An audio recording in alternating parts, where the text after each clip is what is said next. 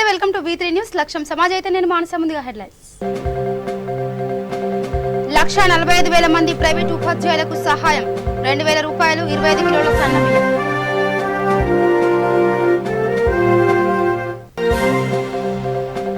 సీఎంను విష్ణుమూర్తితో పోల్చడం జగన్కే ప్రమాదమన్న పరిపూర్ణానంద స్వామి. తిరుపతి లోక్సభ ఉప ఎన్నికల్లో బీజేపీ అభ్యర్థి రత్నప్రభకు ఓటేయాలని విజ్ఞప్తి. రంగారెడ్డి జిల్లా మల్కారం గ్రామంలో రైతు వేదిక ఏర్పాటు, ప్రారంభించిన ఎమ్మెల్యే ప్రకాష్ గౌడ్.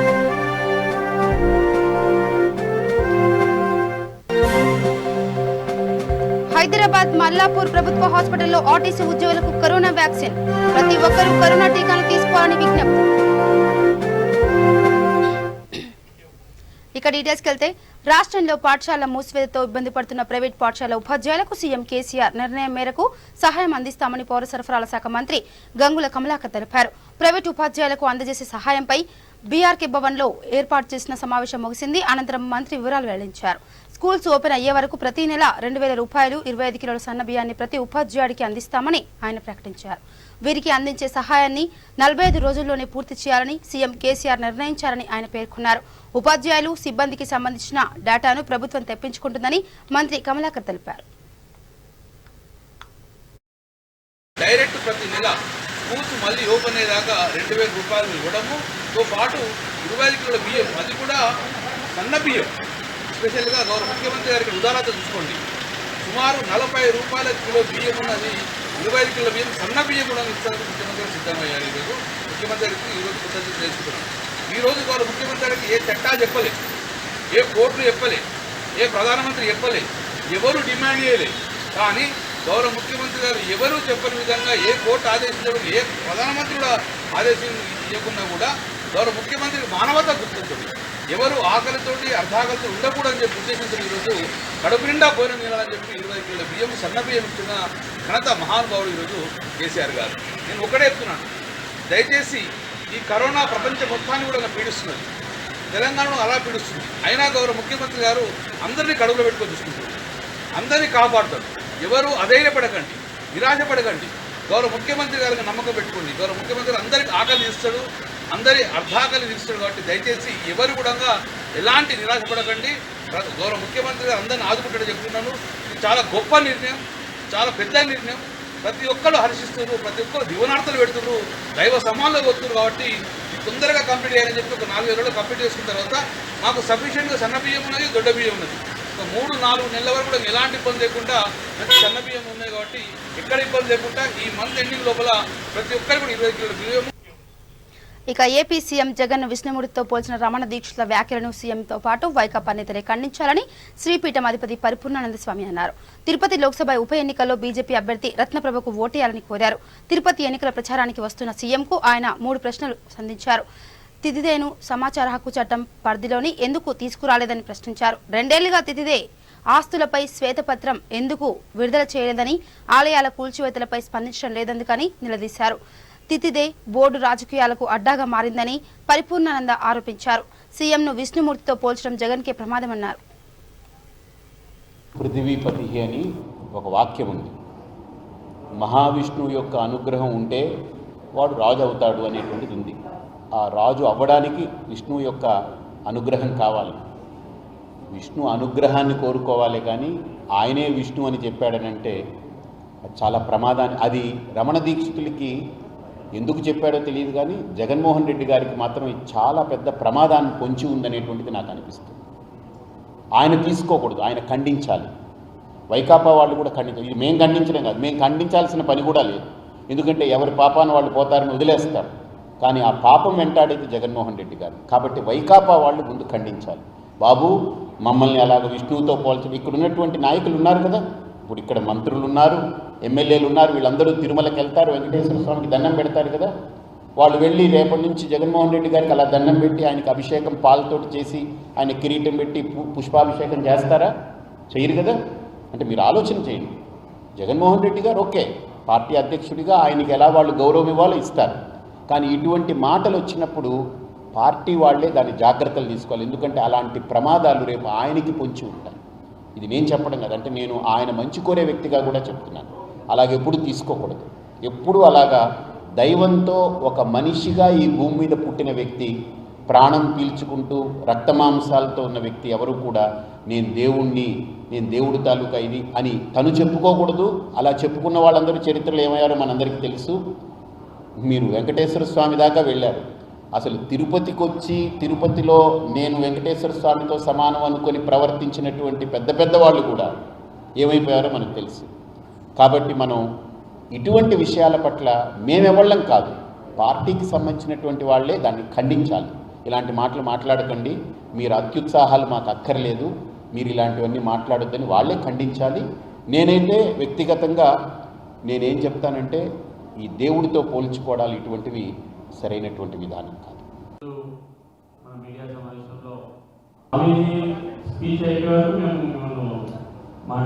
ఎవరిని ఏమనలేదు. అంటే ఒకటి రంగారెడ్డి జిల్లా శంషాబాద్ మండలం మల్కారం గ్రామంలో రైతు వేదికను ప్రారంభించిన ఎమ్మెల్యే ప్రకాష్ గౌడ్ ఈ సందర్భంగా రైతులకు రైతు బీమా, రైతు బంధు, గ్రామాల్లో రైతు వేదిక లాంటి మంచి కార్యక్రమాలను తెచ్చిన ఘనత సీఎం కేసీఆర్ దని అన్నారు. అనంతరం చనిపోయిన రైతు కుటుంబాలకు రైతు బీమా చెక్కులు అందజేశారు.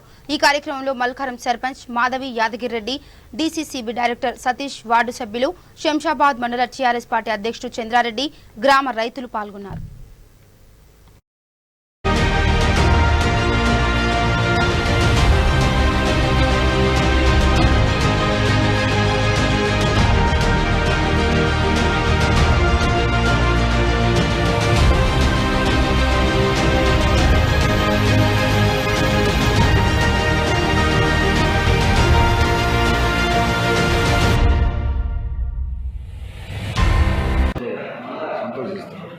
ఈరోజు రైతు బంధు చూస్తున్నాం మనం అందరం. వెనకటికి మీరు అందరూ చూసినారు, మీరు కూడా పత్రికలలో, మీడియాలలో రైతు బాయికాడికి పోయి ఇంటికి వచ్చేదంటే చాలా నమ్మకం తప్పుంది. ఆ కరెంట్ ఎప్పుడు పోతుందో ఎప్పుడు వస్తుందో అని ఎంతో బాధపడారు రైతులంతా. కానీ ఈరోజు తెలంగాణ వచ్చిన తర్వాత రైతు బాయికాడికి పోయి మోటార్ వేసి వచ్చి హాయిగా ఇంట్లో వండుకొని పొద్దుగాల పోయి చూస్తే నా వరుసలో నా కూరగాయలు మంచిగా పరిస్థితికి ఇలా మనం ముఖ్యమంత్రి గారు తీసుకొచ్చి 24 గంటలు కరెంట్ ఇచ్చి రైతులను ఆదుకున్న ఘనత మన ముఖ్యమంత్రి గారు కేసీఆర్ గారు.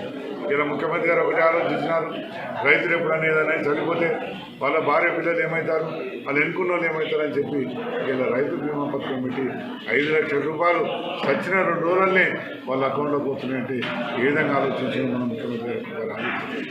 ఇంకొన్ని దేశమంతా కూడా ఎంతో సంతోషంతో రైతులకు నీళ్ళు ఇచ్చి, ఇంటింటికి నీళ్ళు ఇచ్చి, ఊరు నీళ్ళు తప్పించి ఒక లంబాడా తండ కానీ. కరోనా వ్యాక్సిన్ తీసుకోవడం మన బాధ్యత అని ఆర్టీసీ ఎండీ సునీల్ శర్మ అన్నారు.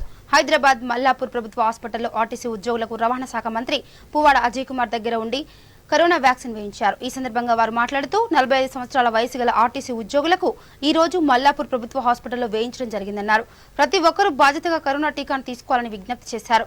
అందులో భాగంగానే ఈ రోజు ఆర్టీసీ ఉద్యోగులతో కలిసి ఆర్టీసీ ఎండీ వ్యాక్సిన్ తీసుకున్నారు. కార్యక్రమం 4 రోజులు జరపాలని ఆదేశం వచ్చింది. దానికి మనం మొత్తం ఈ రాష్ట్రంలో 45 years అండ్ అబవ్ ఈ వ్యాక్సినేషన్ ప్రోగ్రామ్ ప్లాన్ చేశారు. సుమారుగా 28,000 పీపుల్ ఉన్నారు ఈ నెంబర్. సో వీటికి వ్యాక్సినేషన్ ఈ రోజు రేపు ఇంకా 2 రోజు 4 daysలో అయిపోవాలా. దానికి ఈ రోజు వీడియో కాన్ఫరెన్స్ పెట్టడం జరిగింది. గవర్నమెంట్ ట్రాన్స్పోర్ట్ మినిస్టర్ గారు వీడియో కాన్ఫరెన్స్ పెట్టారు. డీటెయిల్గా మనం ప్లానింగ్ చేస్తున్నాం అండ్ సెంటర్ వైజ్ అలొకేషన్ చేసినాం. డిపో వైజ్, సెంటర్ వైజ్ ఈ కార్యక్రమం మంచిగా జరుగుతుంది. అందరూ ఈ వ్యాక్సిన్ తీసుకోండి. నా స్టాఫ్తో పాటు నేను కూడా ఆర్టీసీ ఎంప్లాయీగా ఈరోజు వ్యాక్సినేషన్ తీసుకున్నాం.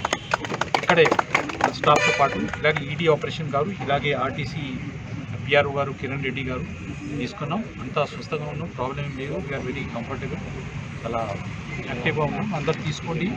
ఆర్టీసీ స్టాఫ్ అందరికీ నేను రిక్వెస్ట్ చేస్తున్నాను, మీరు 45 years అని ఇమీడియట్ తీసుకోండి. ఎందుకంటే మన బాధ్యత ఇది. గవర్నమెంట్ ఆయన ముఖ్యమంత్రి గారు అదే చెప్పారు, మన బాధ్యత ప్రొటెక్ట్ స్టాఫ్, వాళ్ళ హెల్త్ ముఖ్యంగా ఉంది. అందుకనే అందరూ వ్యాక్సిన్ తీసుకోండి. అనంతపురంలో విన్సెంట్ ఫాదర్ ఫెర్రర్ 101వ జయంతి కార్యక్రమం జరిగింది. ఈ కార్యక్రమానికి జిల్లా కలెక్టర్, అనంతపురం పార్లమెంట్ సభ్యులు తలారి రంగయ్య నివాళులర్పించారు.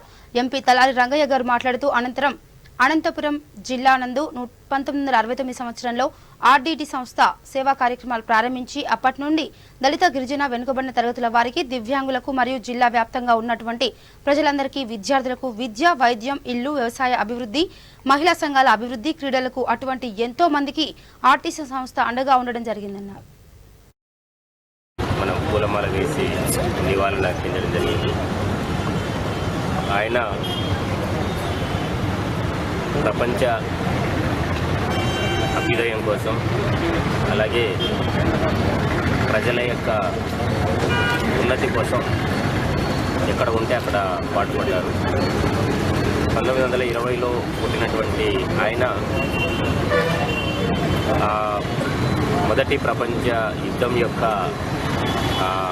ఎఫెక్ట్ ఏదైతే ఉందో, అప్పుడు జరిగినటువంటి బ్లడ్ షెడ్ కావచ్చు, దాని తర్వాత పరిణామాలు చూసి తట్టుకోలేక అందరూ ప్రశాంతంగా ఉండాలి, అందరూ అభివృద్ధి పదంలో ఉండాలి, అందరూ ఒకరికొకరు సోదర భావంతో ఉండాలి అన్న ఉద్దేశంతో దాన్నే తన జీవిత మిషన్గా చేసుకొని వివిధ దేశాల్లో పర్యటించడం జరిగింది. అలాగా మొట్టమొదటిగా భారతదేశానికి నాసిక్ జిల్లాలో ఉన్నటువంటి మన్మాడ్కి వచ్చి అక్కడ సేవ చేయడం జరిగింది. తదుపరి జరిగినటువంటి కాలక్రమంలో వివిధ పరిణామాల వల్ల అనంతపురంకి వచ్చి ఇక్కడ ఉన్నటువంటి ప్రజల జీవితాలను బాగు చేయడానికి కోరుకున్నారు. Concern for the poor and needy, అంటే పేద.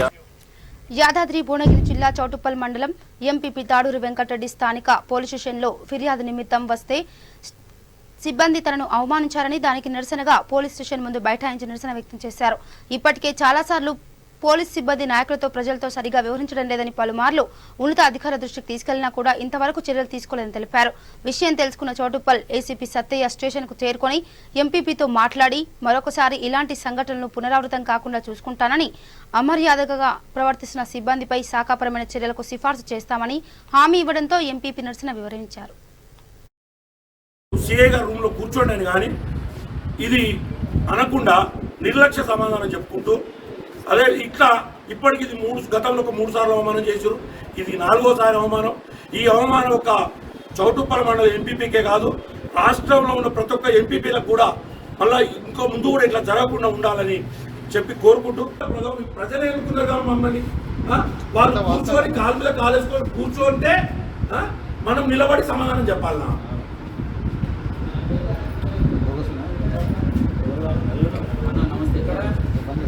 ఏసీపీలతో మాకేం ప్రాబ్లం లేదు, ఓపెన్ చెప్తున్నారు. ఇప్పటిదాకా కూడా మీరు చర్చించుకుంటారు.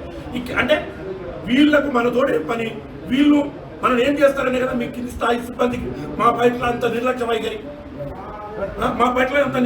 ఎందుకు? కనీసం కూర్చోండి. అంటే సీఏ గారు లేకపోతే కూర్చోమన్నారా? సీఏ గారు ఉన్నాయి కానీ మీరు లోపల రామన్నారు, కూర్చోమని చెప్పారు.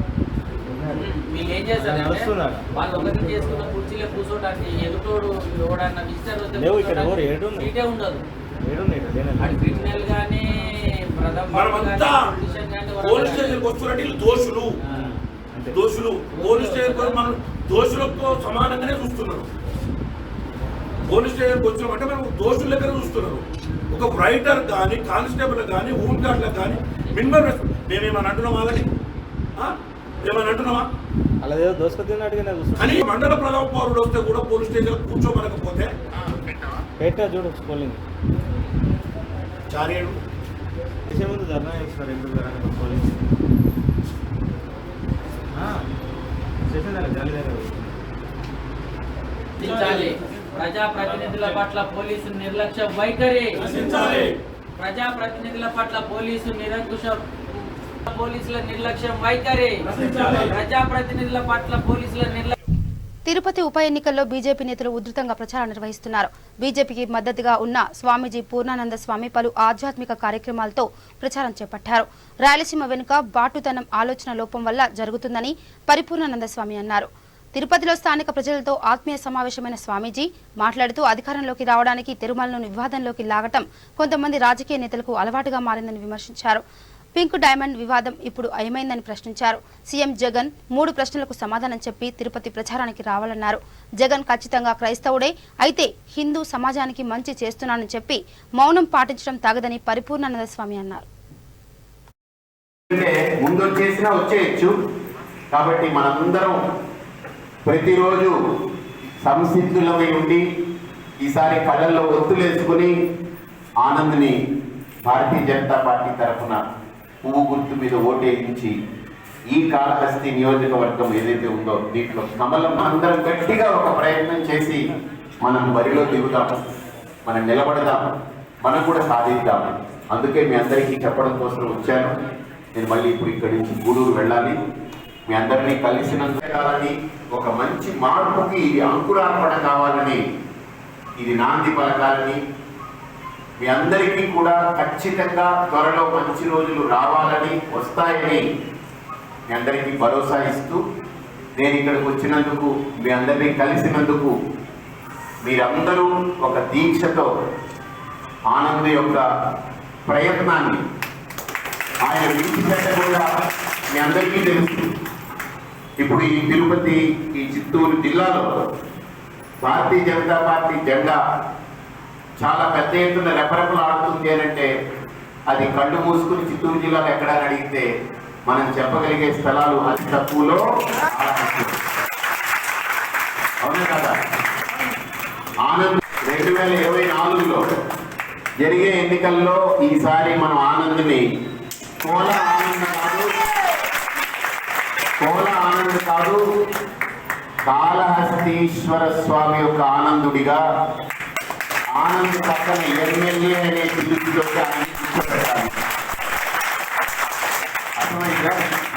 వస్తే 3 రోజుల దాకా ఆగాల్సి వస్తే హాస్పిటల్లో మనిషి ప్రాణానికి విలువ ఏమైనా ఉంటుందా? ఉండదు. దొంగ ఐడి ప్రూఫ్లతో కార్లు అద్దెకు తీసుకుని పరారయ్యే నిందితుడిని సైబరాబాద్ పోలీసులు అరెస్ట్ చేశారు. సైబరాబాద్ సిపి సజ్జనార్ వివరించారు. శంషాబాద్ ఎస్ఓటీ బృందం, మాదాపూర్ పోలీసుల జాయింట్ ఆపరేషన్లో గరానా దొంగను అరెస్ట్ చేశాం. 70 లక్షల విలువ చేసే కార్లను రికవరీ చేసుకున్నామని తెలిపారు. నూతన కుమార్ చెంగిచెర్లకు చెందిన వ్యక్తి అని ఆయన అన్నారు. నిందితుడు షేరింగ్ రూమ్ యాప్ ద్వారా రూమ్లో అద్దెకు దిగుతాడు. రూమ్లో ఉన్న వారితో పరిచయం పెంచుకొని ల్యాప్టాప్, మొబైల్, డబ్బులు, ఐడి ప్రూఫ్ దొంగిలిస్తాడు. వీటితో డ్రైవింగ్ లైసెన్స్ పొంది కార్లు దొంగిలిస్తున్నాడు, అమ్ముతాడు. అద్దె కార్ల కంపెనీలతో ఫేక్ ప్రూఫ్లు పెట్టి కార్లను దొంగిలిస్తున్నాడని, 9 కేసుల్లో ప్రధాన నిందితుడిగా నూతన్ కుమార్ ఉన్నాడని తెలిపారు.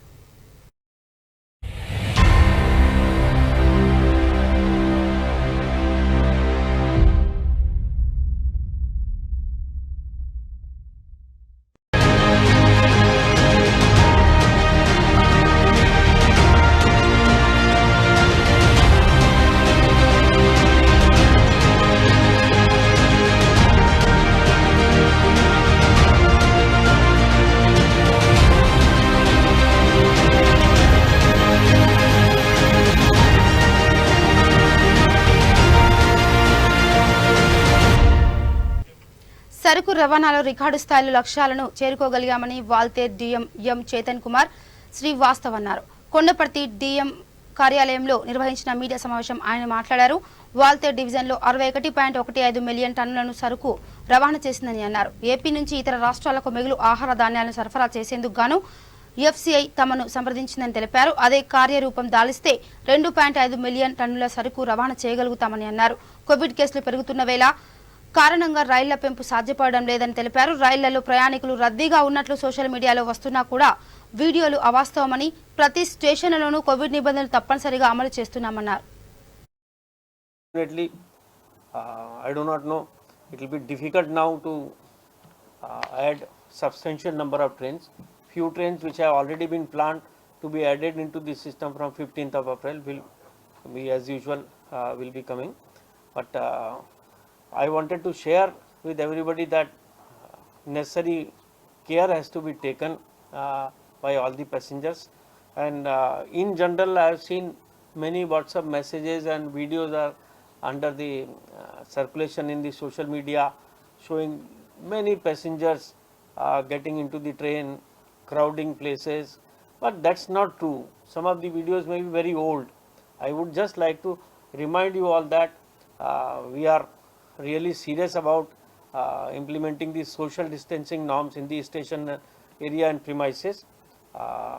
We have been displaying various kind of posters, banners and do's and don'ts about social distancing in the station premises. We are making regular announcement also to the public to follow those things. You all know that in the air conditioned coaches of trains we have already removed blankets and curtains, and any passenger getting into the station area, they are being screened by thermal scanners, or in case where it is not there, manually they are being scanned for the temperature. This is Chetan Kumar Shrivastava, Divisional Railway Manager, volunteer. I have ఇక bulletin ముగించే ముందు headlines మరోసారి. 1,45,000 మంది private ఉపాధ్యాయులకు సహాయం, 2,000 రూపాయలు, 25 కిలోల సన్న బియ్యం.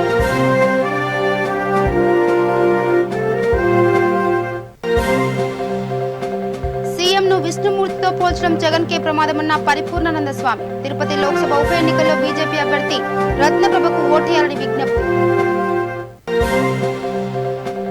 రంగారెడ్డి జిల్లా మల్కారం గ్రామంలో రైతు వేదిక ఏర్పాటు, ప్రారంభించిన ఎమ్మెల్యే ప్రకాష్ గౌడ్.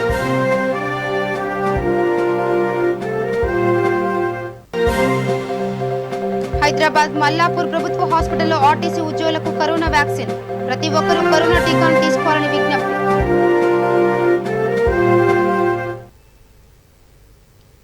ఇవి bulletin updates. Keep watching V3 news. లక్ష్యం సమాజైతే. నమస్కారం.